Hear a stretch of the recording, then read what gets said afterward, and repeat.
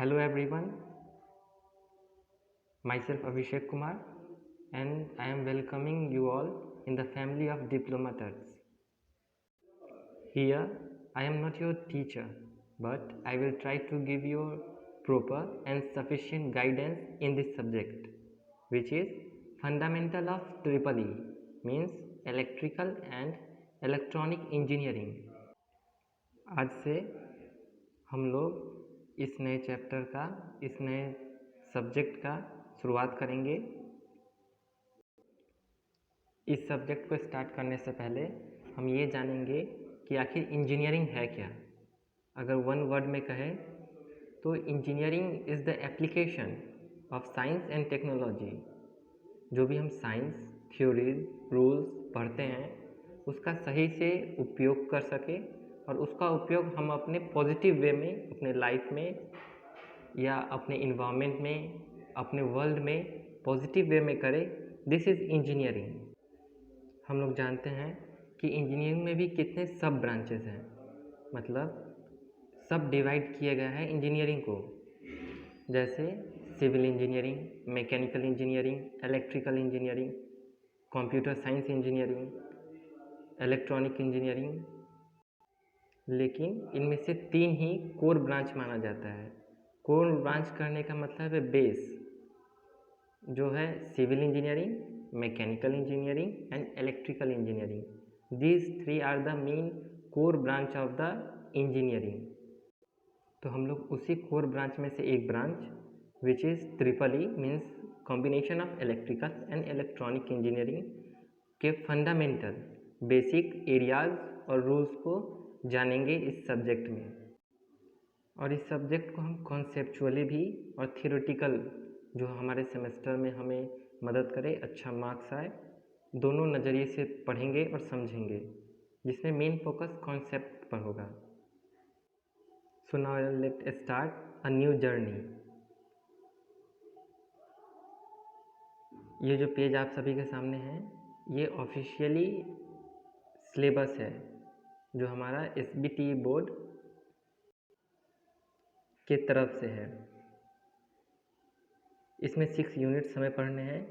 6 units में electrical and electronic दोनों के बेसिक फंडामेंटल्स को हम जान पाएंगे। सबसे पहला है overview of electronic components and signal. Means समझ रहे हैं, ये जो चैप्टर है इसमें इलेक्ट्रॉनिक कंपोनेंट्स के बारे में ज़्यादा जानना है, जिसमें सबसे पहला है passive and active components.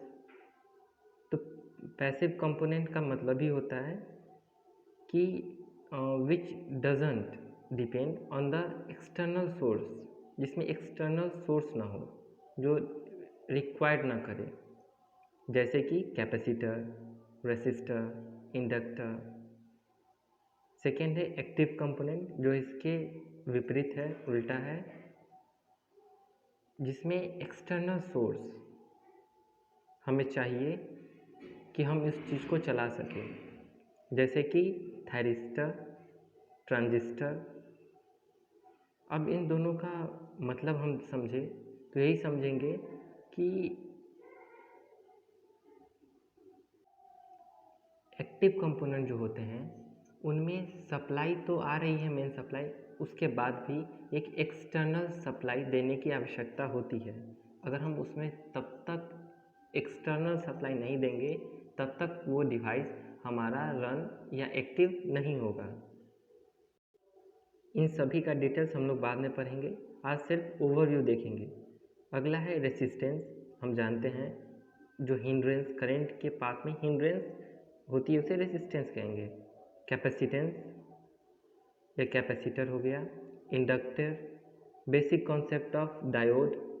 Diode एक इलेक्ट्रॉनिक या सेमीकंडक्टर कंपोनेंट है। अगला है ट्रांजिस्टर, ये भी एक तरह का सेमीकंडक्टर कंपोनेंट है। नेक्स्ट है FET, field effect transistor, which is also a part of transistor. Next MOS, means metal oxide semiconductor. MOS, CMOS, ये सभी क्या है, इलेक्ट्रॉनिक कंपोनेंट्स है, इलेक्ट्रॉनिक के बेसिक कंपोनेंट्स है। मीन्स जो पूरा इलेक्ट्रॉनिक सिस्टम है वो बेसिकली डायोड, ट्रांजिस्टर इन्हीं से बेस्ड होके बना है। नेक्स्ट है सिग्नल। सिग्नल का मतलब होता है कि इंफॉर्मेशन को एक जगह से दूसरी जगह भेजना। इंफॉर्मेशन किसी भी तरह का हो सकता है, या तो करंट के रूप में हो, किसी डाटा के रूप में हो। जैसे कि अगर हम इलेक्ट्रिकल पॉइंट्स ऑफ व्यू से देखें तो voltage signal and current signal, यही मेन सिग्नल्स हैं जो हमारे इलेक्ट्रिकल एनर्जी को एक जगह से दूसरी जगह हम लेते हैं। इलेक्ट्रॉनिक में देखें तो आज जो मोबाइल का यूज़ कर रहे हैं, एक जगह से दूसरी जगह डाटा भेज रहे हैं, कॉलिंग कर रहे हैं, वीडियो कॉलिंग कर रहे हैं, this all are a part of electronic signals. Current source है, फिर वोल्टेज सोर्स है। सोर्स का मतलब विच सप्लाइज एनर्जी, जो एनर्जी सप्लाई करे। उसके बाद है independent and dependent voltage current source, यानी बहुत ऐसे सोर्स हैं जो इंडिपेंडेंट है, यानी अगर हम सप्लाई कर रहे हैं तो बाकी सर्किट में जो भी कंपोनेंट लगे हैं उनसे कोई डिपेंडेंसी नहीं है, हम कांस्टेंट है।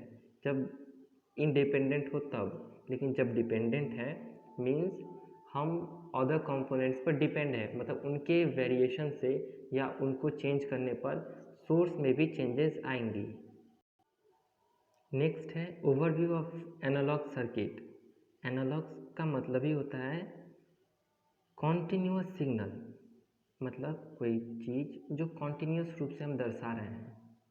अगर एग्जाम्पल में देखें तो सिस्मोग्राफ जो अर्थक्वेक को नापते हैं वो एक तरह से कॉन्टिन्यूअस फंक्शन है, मतलब हर सेकेंड, हर मिली सेकेंड का उसमें डाटा है।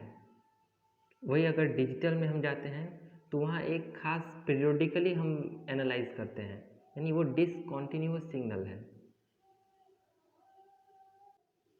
यहाँ एनालॉग में हम मेनली ऑप एम्प यानी ऑपरेशनल एम्पलीफायर के बारे में जानेंगे।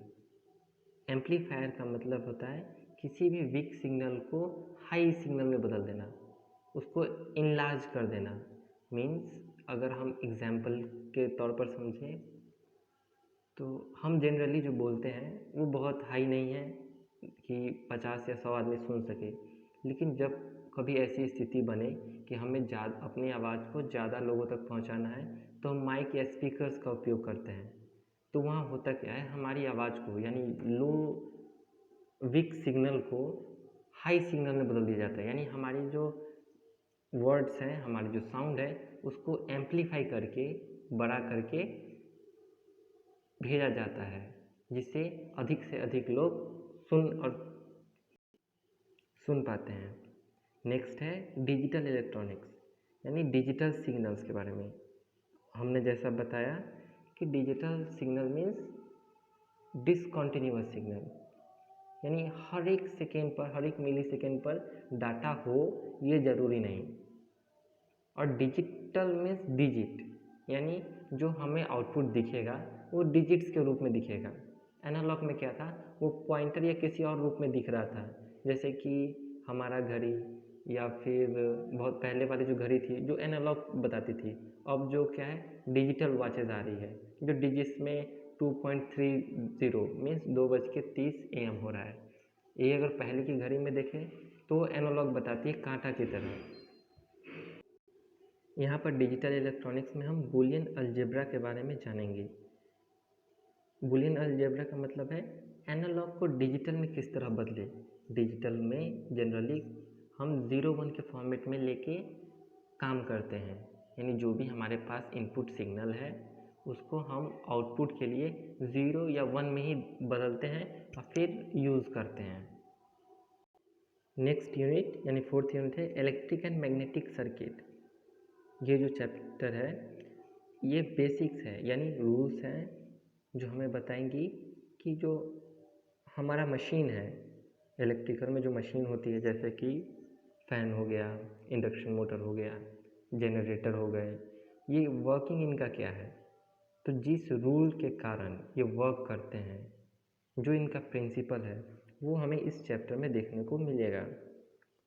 इसमें काफ़ी चीज़ हम पहले से जानते हैं, जैसे करंट, EMF मतलब इलेक्ट्रोमोटिव फोर्स, पोटेंशियल डिफरेंस यानी वोल्टेज, पावर हो गया, energy, MMF means magnetic motive force, ये फोर्स है जो मैग्नेटिक सर्किट में काम आता है, इलेक्ट्रोमोटिव फोर्स इलेक्ट्रिक सर्किट में। मैग्नेटिक मोटिव फोर्स के कारण हम फ्लक्स यानी मैग्नेटिज्म को एक जगह से दूसरी जगह ले जा पाते हैं। जैसे चुंबक में ईएमएफ से क्या होगा कि करंट पार्टिकल यानी इलेक्ट्रॉन्स एक जगह से दूसरी जगह जाते हैं। उसके बाद फैराडेज लॉ हो गया, इंडक्शन, इलेक्ट्रोमैग्नेटिक इंडक्शन हो गया। ये क्या है? These laws are very important for the machine, for the working of machine, to know and understand the working of different machines. ये लॉ काफ़ी इम्पोर्टेंट है। नेक्स्ट है 5th unit, AC circuits. Generally हमारा जो भी अभी काम होता है हम एसी सर्किट्स नहीं करते हैं।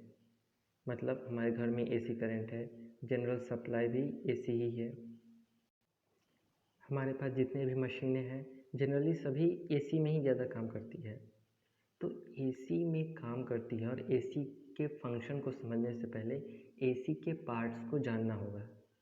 यानी एसी है क्या, जिसको हम अल्टरनेटिंग करंट कहते हैं, उसका फ्रीक्वेंसी क्या होता है, पीरियोडिक टाइम, एम्पलीट्यूड, एम्पलीट्यूड कहे तो उसका मैक्सिमम वैल्यू क्या है।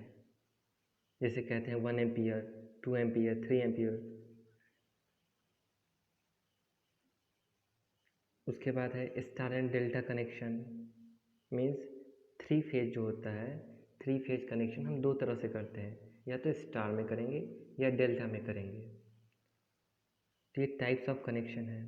केसीएल, केवीएल बेसिक रूल्स हैं, Kirchhoff's current law and Kirchhoff's voltage law. RL circuits, हमने जो रेसिस्टेंस इंडक्टेंस पढ़ा वही सीरीज पैरेलल जो सर्किट्स हैं उनके बारे में पढ़ेंगे।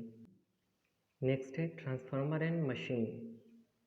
ट्रांसफार्मर जो है हमने देखा होगा, जो भी हमारा करंट सप्लाई होता है तो गांव में या शहर में ट्रांसफार्मर के थ्रू आता है। मीन्स जो 220 वोल्ट या 440 वोल्ट है वो 11,000 से होके आता है और बीच में हम ट्रांसफार्मर लगा के रखते हैं। उसके बाद क्या है मशीन्स। तो मशीन्स के बारे में हमने पढ़ा, पहले से भी हम जानते हैं कि इलेक्ट्रिकल मशीन्स है क्या, पंखा, मोटर, जनरेटर, ये सभी क्या है इलेक्ट्रिकल मशीन्स ही हैं जो इलेक्ट्रिकल एनर्जी से चलते हैं। अभी के समय में अधिकतर जो भी मशीन हमारे आसपास है वो इलेक्ट्रिकल मशीन्स ही हैं। जैसे पहले के समय में जो पंपिंग जो डीजल इंजन चलता था, अब धीरे धीरे ट्रांसफॉर्म होके सभी इलेक्ट्रिकल मोटर्स लगा रहे हैं। इसीलिए electrical and electronic engineering one of the best branch of the entire engineering department. तो ये पूरा हुआ ओवरव्यू ऑफ द सब्जेक्ट हमने देखा। और भी इंटरेस्टिंग लगेगा जब हम नेक्स्ट वीडियो में फिर आगे यूनिट 1 से स्टार्ट करेंगे। Thank you and good bye.